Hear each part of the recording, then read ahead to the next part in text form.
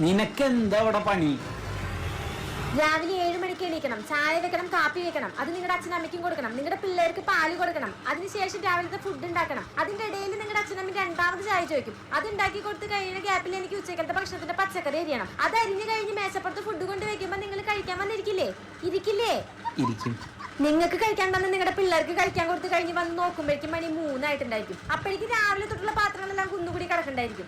അത് തേച്ച് വെളുപ്പിച്ച് വരുമ്പോഴേക്കും അലക്കാനുള്ള തുണി ഒരു ലോഡ് ഉണ്ടായിരിക്കും. അതിന്റെ ഇടയിലായിരിക്കും നിങ്ങളുടെ അച്ഛൻ രണ്ടാമത് ചായ ചോദിക്കാം. ആ ചായ വെച്ചുണ്ടാക്കി കൊടുക്കുമ്പോ പിന്നെ അതിനില്ലാത്ത കുറ്റങ്ങളില്ല. അതിൽ പഞ്ചസാര ഇല്ല, കാപ്പിപ്പൊടി ഇല്ല, തേങ്ങില്ല, മാങ്ങില്ല.